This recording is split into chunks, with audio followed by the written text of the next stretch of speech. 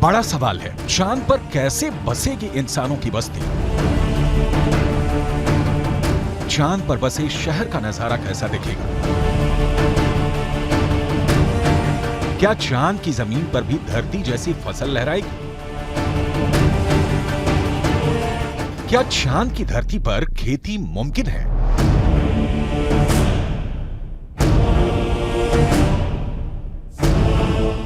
विज्ञान कहता है कि चांद पर अभी इंसानों के रहने लायक वातावरण नहीं है, लेकिन नासा का कहना है कि आने वाले वक्त में चंद्रमा की धरती को रहने लायक बनाया जा सकता है। लेकिन दावे के मुताबिक चांद पर बसने वाली बस्ती नहीं होगी सस्ती।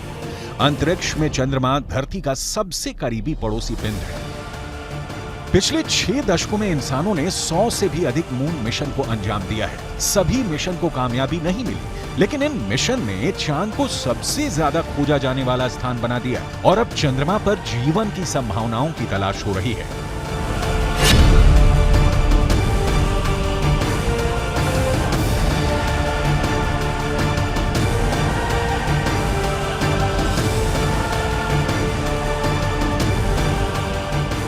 अभी तक चंद्रमा से जुड़ी कई हैरान कर देने वाली जानकारियां सामने आई हैं।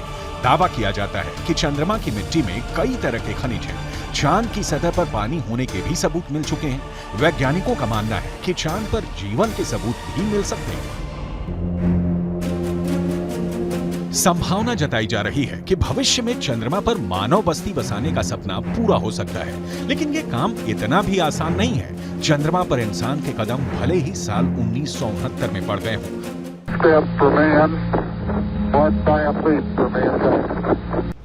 लेकिन कड़वी सच्चाई ये भी है कि 1972 के बाद से किसी भी अंतरिक्ष यात्री ने चांद पर कदम नहीं रखा।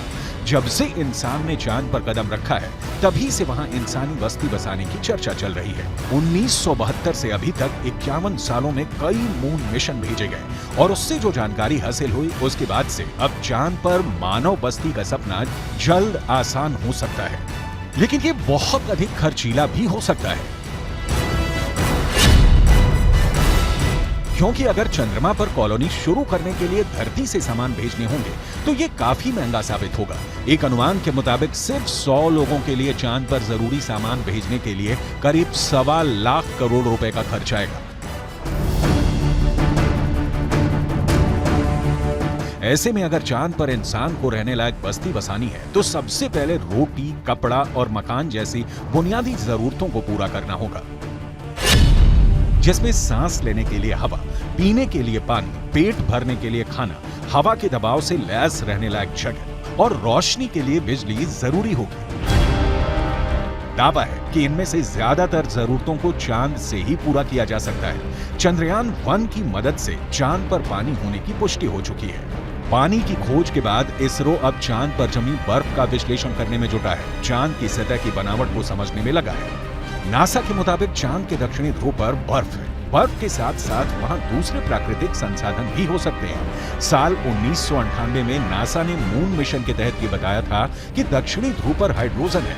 नासा का दावा है कि अधिक मात्रा में हाइड्रोजन होने की वजह से वहां बर्फ होने की संभावना है। इसके अलावा चांद के दक्षिणी ध्रुव पर बड़े बड़े पहाड़ और कई गड्ढे हैं। ज्यादातर गड्ढे ऐसे हैं जहां अरबों साल से अंधेरा है। अमेरिका के नासा के मुताबिक घुप अंधेरे के बीच यहां बर्फ का जमाव हो सकता है। अंदाजा ये भी है कि चांद के दक्षिणी ध्रुव पर अरबों सालों से पानी बर्फ के रूप में जमा हो सकता है। अगर चंद्रयान 3 का लैंडर और रोवर चांद पर बर्फ की मौजूदगी की पुष्टि कर देते हैं तो वहां मानव बस्ती बसाने की संभावना और बढ़ जाएगी।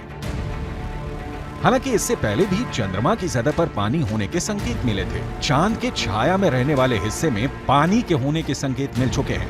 वैज्ञानिकों को चांद के उस हिस्से में पानी होने के साक्ष्य भी मिले हैं जहां सूर्य का सीधा प्रकाश पड़ता है। ऐसे में अगर चंद्रयान 3 चांद के दक्षिणी ध्रुव पर पर्याप्त बर्फ होने की पुष्टि कर देता है तो चांद की सतह पर मौजूद बर्फीले पानी से इंसानों की बस्ती और चंद्रमा पर अर्थव्यवस्था के लिए आधार को तैयार करने में मददगार साबित हो सकती है। आइए रसायन विज्ञान की भाषा में समझ लेते हैं कि ये कैसे मुमकिन हो सकता है। रसायन विज्ञान में बर्फीले पानी का रासायनिक सूत्र होता है H2O। पानी एक एक अणु में हाइड्रोजन और ऑक्सीजन 2:1 के अनुपात में मौजूद होता है, यानी पानी के एक अणु को हाइड्रोजन और ऑक्सीजन में तोड़ा जा सकता है। H2O equals H2 plus O2, यानी पानी की मौजूदगी में चांद पर सांस लेने के लिए ऑक्सीजन बनाना आसान है। वहीं पानी से हाइड्रोजन और ऑक्सीजन को अलग करके ईंधन के तौर पर इस्तेमाल कर सकेंगे। साथ ही साथ पानी से चांद पर बिजली भी तैयार की जा सकती है। साफ है, चांद पर मौजूद पानी कई समस्याओं का समाधान हो सकता है। पानी के इस्तेमाल से सिंचाई के लिए खेती का काम भी आसान किया जा सकता है, क्योंकि चांद पर इंसानों की बस्ती को लेकर रिसर्च कर रहे वैज्ञानिकों को तब बड़ी कामयाबी मिली थी जब चांद की मिट्टी में पौधे उगाए गए। अपोलो 11 मिशन के दौरान करीब 22 किलो सामान चंद्रमा से लाया गया था।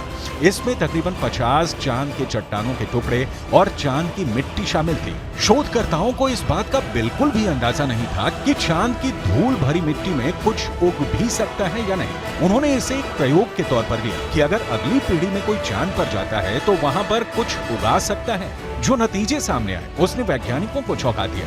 ऐसे में अगर चांद के दक्षिणी ध्रुव पर पर्याप्त मात्रा में पानी नहीं मिलता तो चांद पर बस्ती बसाने का सपना अधर में लटक सकता है। यानी चांद पर सस्ती बस्ती बसाने में चंद्रयान 3 बहुत बड़ा रोल निभाने वाला है, जिसकी शुरुआत चंद्रमा के दक्षिणी ध्रुव पर भारत के धमाकेदार दस्तक के साथ हो चुकी है।